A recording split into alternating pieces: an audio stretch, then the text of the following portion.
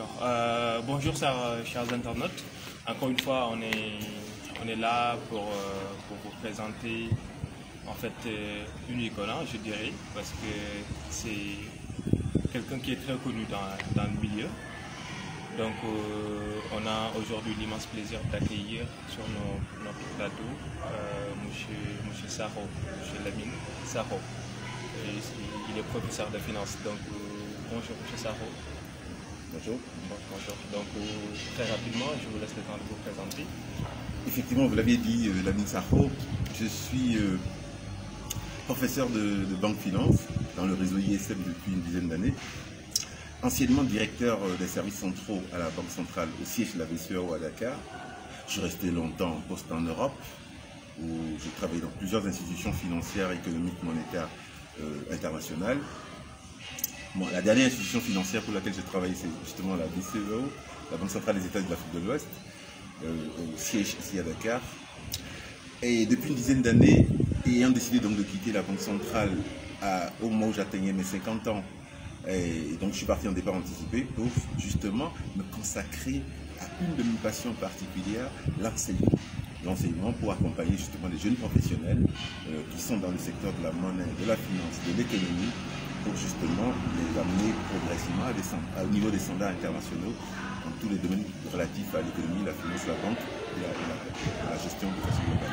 D'accord. Merci M. Sarr. Donc comme vous l'entendez, ça reste que son parcours vous donne envie de nous suivre davantage.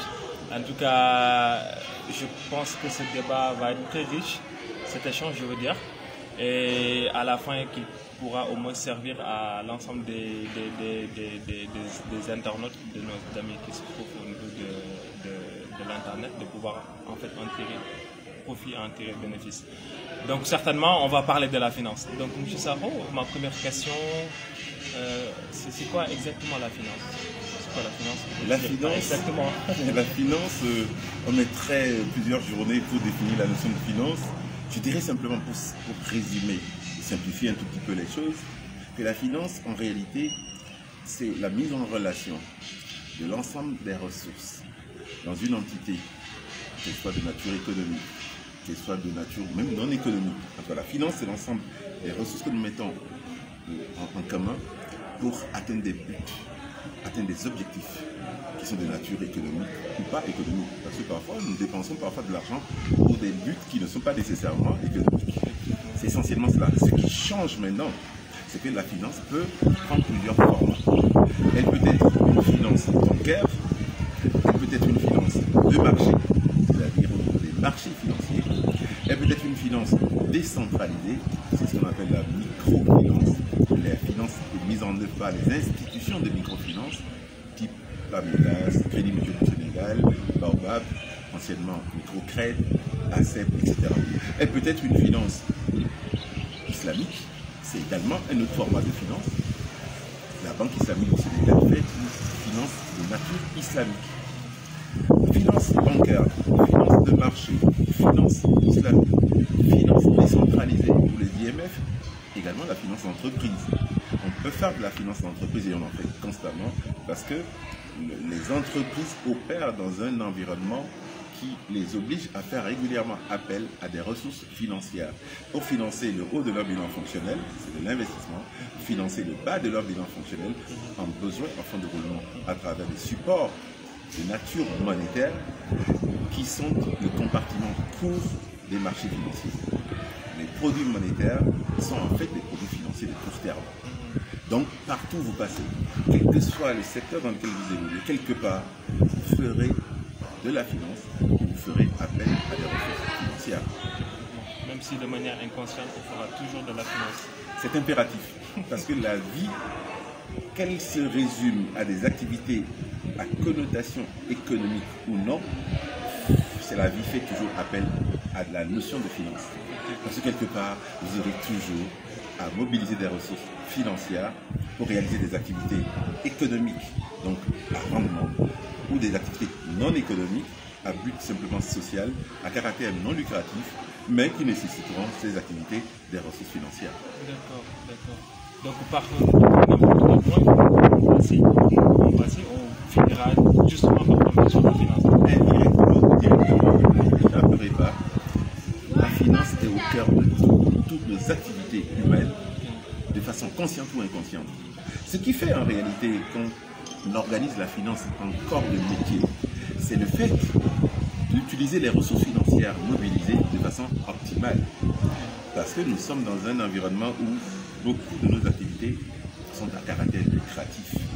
Donc pour rentabiliser ces activités qui ont un caractère lucratif, évidemment, on érige en corps de pensée scientifique la finance de façon à utiliser les ressources mobilisées sur le plan financier de façon optimale pour ne pas gaspiller ces ressources qui sont relativement rares. Donc en réalité, cela me fait plonger sur la deuxième question pour montrer l'importance exactement de la finance au sein des entreprises. Absolument. Les entreprises sont le vecteur de la création de richesses dans un pays. L'État peut décréter tout ce qu'il veut. Si les entreprises ne sont pas au cœur de la mobilisation de l'activité économique, évidemment, rien ne se passera.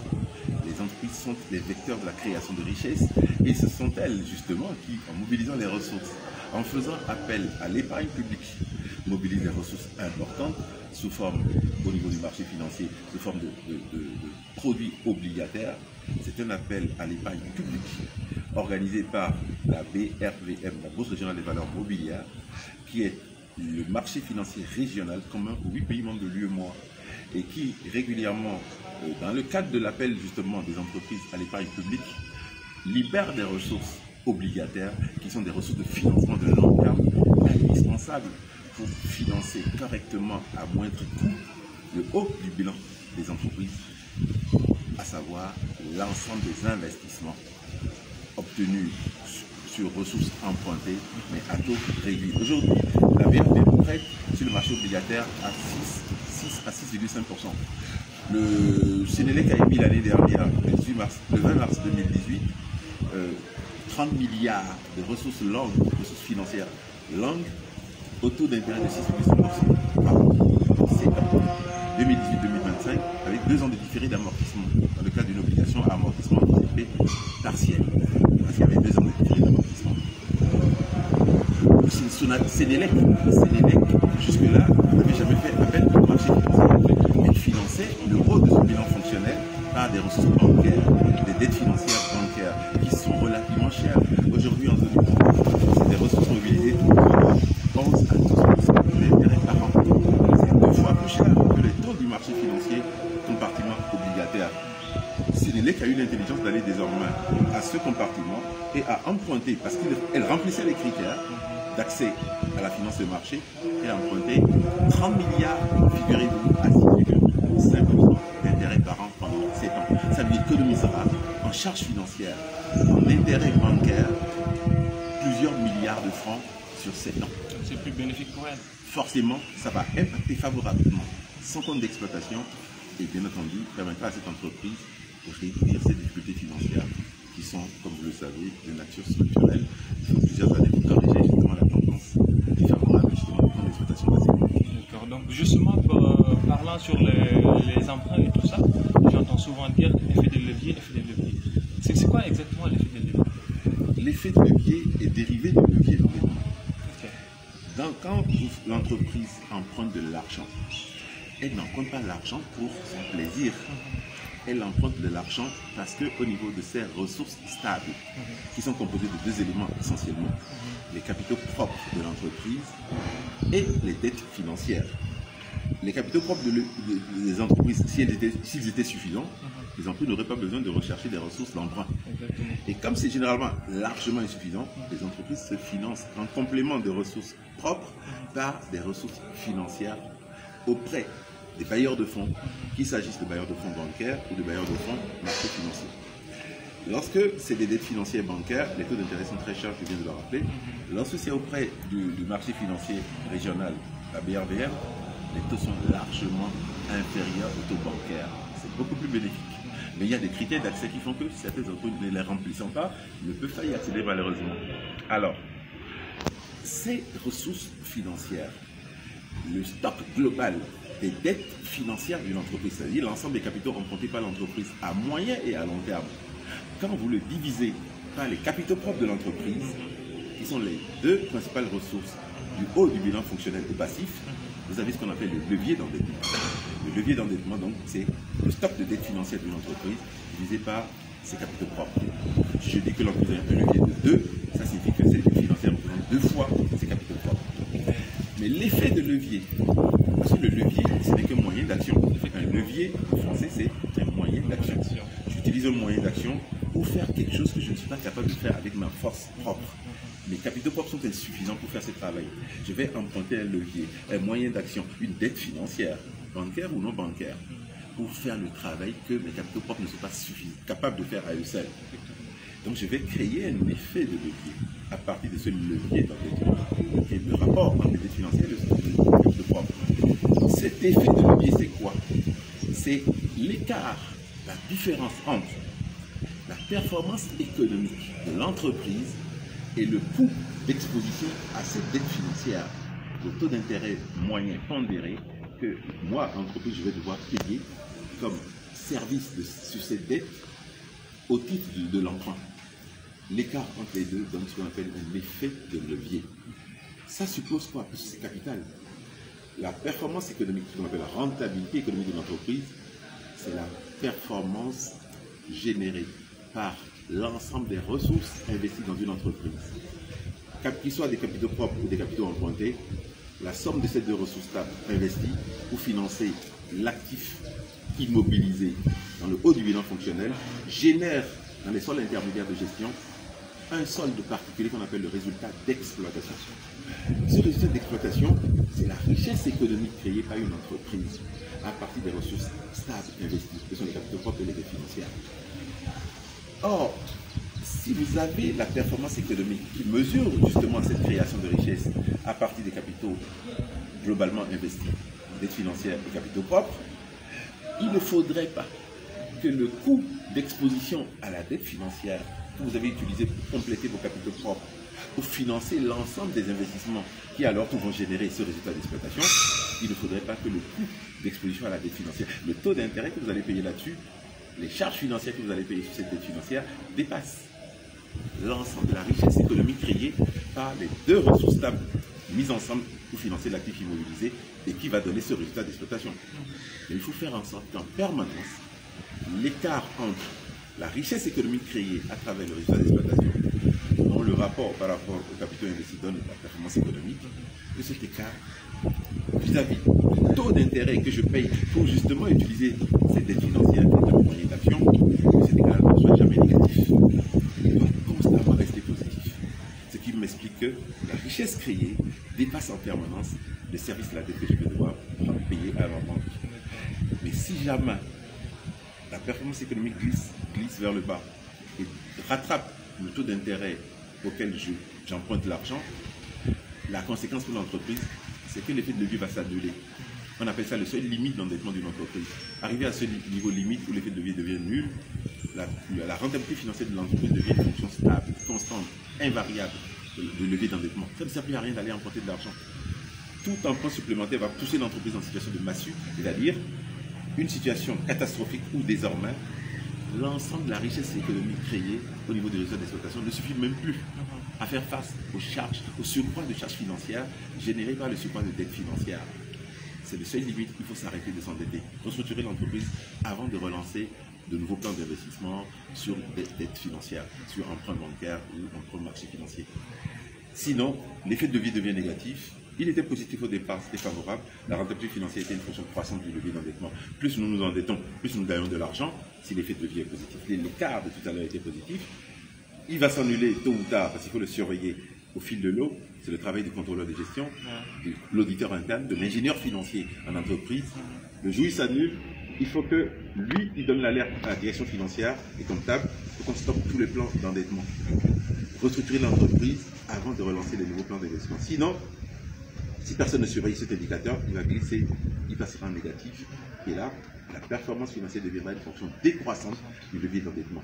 Et chaque fois que nous allons utiliser ce moyen pour emprunter à nouveau, faire face à de nouvelles commandes clientèles, financer de nouveaux investissements, nous allons creuser la tombe de l'entreprise parce que la dette financière va absorber plus de ressources en charge financière que la totalité des richesses économiques créées par l'entreprise. ça ne sera même plus suffisant pour payer les bailleurs de fonds en termes de charges financières, a fortiori rémunérer les actionnaires en résultat net.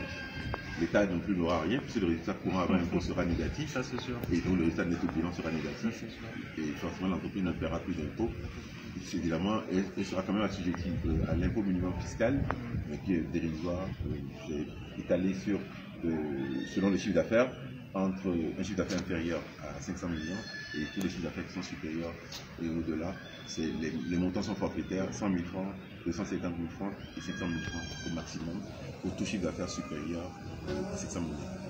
Donc ça c'est dérisoire, l'État n'y gagne rien, donc elle préfère plutôt des entreprises en bonne santé, qui ont des effets de levier positifs, qui génèrent plus de richesses qu'elles ne payent de charges financières aux bailleurs de fonds, et donc ils libèrent un résultat courant avant impôt favorable sur lequel l'État va prendre 30% au titre de l'impôt sur les sociétés depuis le 1er janvier 2013, niveau code général des impôts. C'est ça qui alimente justement la trésorerie de l'État à travers les impôts payés par les entreprises. D'autant plus qu'on parle de tensions. Alors, de façon de trésorerie au niveau de l'État, c'est pas le moment que l'État perde de l'argent sur les ressources fiscales tirées des entreprises. Donc il a besoin certainement des entreprises en bonne forme. Absolument. Ce sont elles qui contribuent à la création de richesses et permettent de calculer le PIB du pays. Le taux de croissance économique, c'est quoi? C'est la variation relative du PIB du pays entre deux dates consécutives. Or, le PIB, il vient de quoi? Il vient à 90% de la valeur ajoutée brute des entreprises.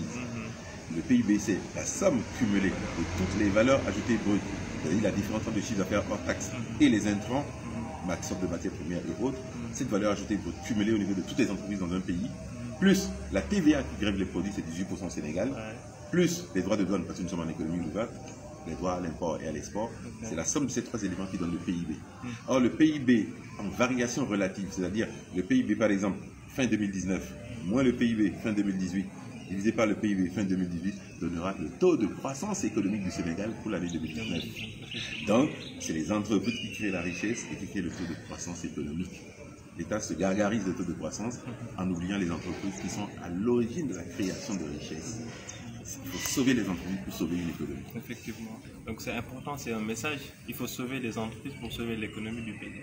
Donc sans doute il faut chercher à avoir ce qu'on appelle un excellent rapport entre l'État même et les entreprises sur place pour pouvoir au moins à travers les impôts qu'elles vont verser, de pouvoir au moins alimenter. Effectivement.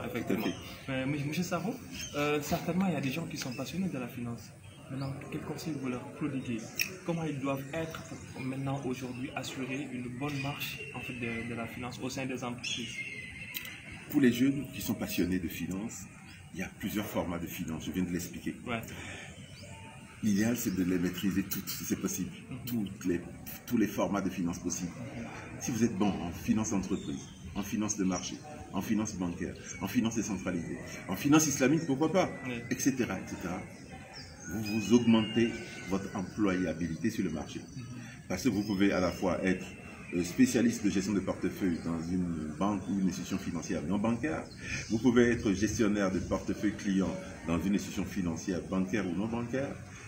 J'assimile les non bancaires parce que les institutions de microfinance sont des institutions de crédit non bancaires, mais font exactement les mêmes opérations que les banques. La seule différence, c'est qu'elles n'ont pas de pouvoir de création monétaire structurale, ce qui fait qu'elles ne sont plus des banques. Elles sont juste des établissements de crédit non bancaires. Ils font toutes les opérations que font les banques, ils utilisent le même profil de compétences que les banques, mais elles n'ont pas le pouvoir de créer de la monnaie par simple écriture.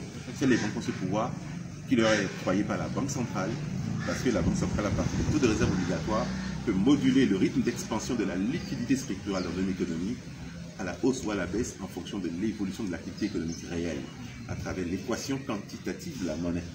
Donc, c'est sous contrôle et ça permet d'être opéré sous justement le rythme auquel évolue l'activité économique réelle pour éviter que l'excès de monnaie dans l'économie dérape en inflation monétaire, qui peut détruire l'économie, réduire le pouvoir d'achat des populations, les prix flambent à une vitesse vertigineuse. Il y a des pays dans lesquels le taux d'inflation ne sont pas à un chiffre, ils sont à 2, 3, parfois 4 chiffres.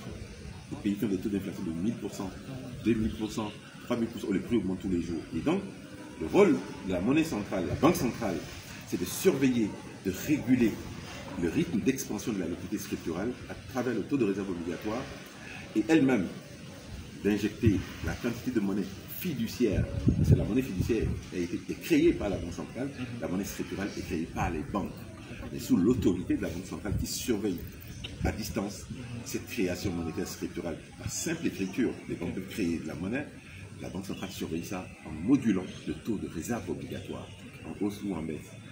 Donc, dans ce processus, ce qui est important, c'est que pour les jeunes qui sont passionnés par ce secteur, ils veulent rester dans le secteur purement monétaire, la dimension monétaire de la finance, pour ça, ils peuvent s'orienter vers tout ce qui concerne l'activité banque centrale.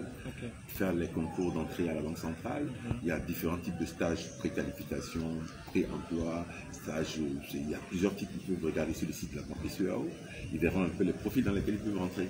Et éventuellement surveiller les concours qu'organise régulièrement la banque centrale au niveau de toute la zone UMOA pour récupérer les meilleurs, parmi les meilleurs, les jeunes qui sont passionnés par les questions monétaires.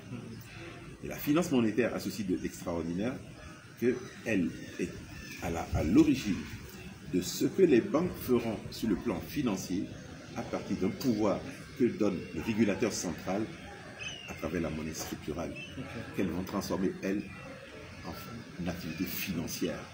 Parce que les banques ne peuvent créer la monnaie scripturale qu'à travers ce pouvoir. Et à travers maintenant ce pouvoir, les banques vont utiliser la monnaie scripturale créée pour recycler sur le plan financier de l'argent en remplissant cette masse monétaire par de la finance, c'est-à-dire de l'économie.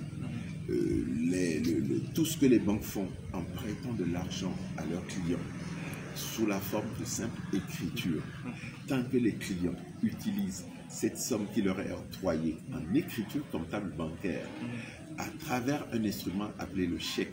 Seules les banques ont le pouvoir d'émettre des chèques à la disposition de leurs clients.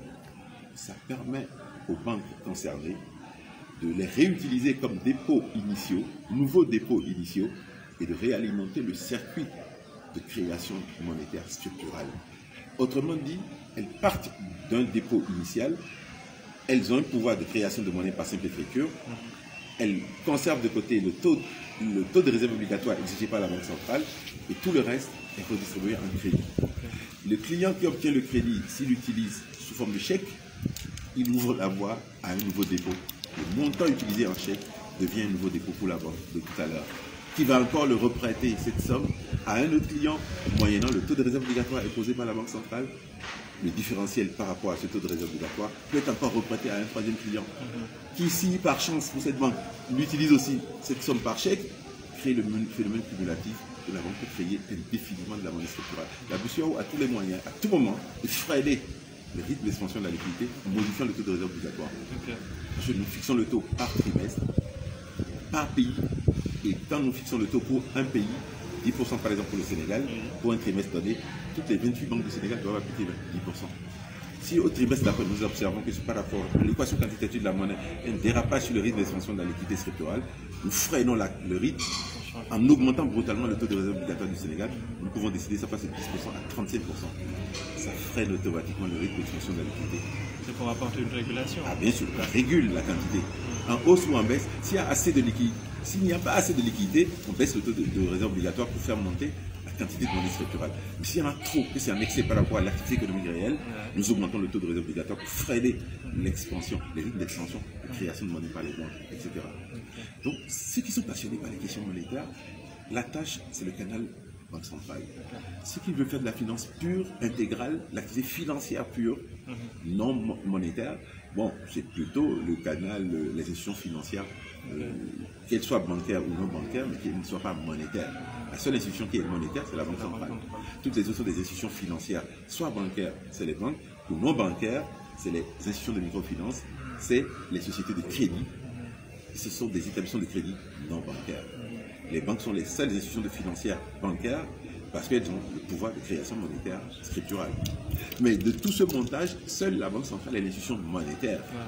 Il faut bien hiérarchiser les positionnements pour savoir quel est le canal, le chemin qui vous passionne et que les jeunes peuvent emprunter. Soit le canal monétaire, ils veulent rentrer à la BCEAO, soit le canal financier, ils veulent rentrer dans le secteur financier, bancaire ou non bancaire, mais derrière, il faudra faire de la finance bancaire. Finance de marché, s'ils rentrent dans des institutions qui veulent travailler plutôt dans le secteur financier pur, non monétaire et non bancaire, comme par exemple si vous voulez travailler dans les sociétés de gestion et d'intermédiation qui peuvent porter vos titres au marché, c'est également un canal qui permet de travailler dans le secteur de la finance de marché. Aujourd'hui, beaucoup de jeunes, toujours par le canal des banques, font à la fois la finance bancaire et la finance de marché. Parce que la plupart des banques au Sénégal aujourd'hui ont créé des pôles d'investissement qui fonctionnent surtout comme banque d'investissement, finance de marché.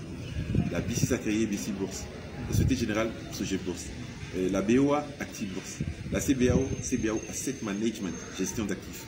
EcoBank a créé EcoBank Asset Management, gestion d'actifs, etc., etc. Donc les banques sont désormais des groupes bancaires qui font le cœur de métier bancaire de base, la banque de détail, la banque de réseau, qui fait des réseaux larges dans tout le pays pour faire l'activité cœur de métier classique.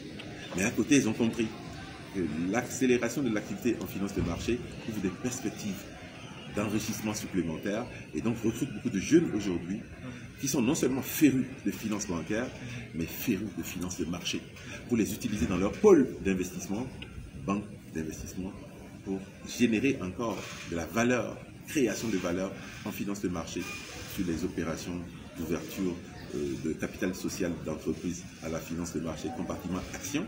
Total Sénégal l'a fait en novembre 2014, BOA Sénégal l'a fait en décembre 2014, en ouvrant partiellement son capital social au marché action, en émettant des actions nouvelles sur le marché primaire, qui aujourd'hui sont en train de caracoler dans le portefeuille de beaucoup de clients qui ont acheté ces titres et qui les enrichissent progressivement.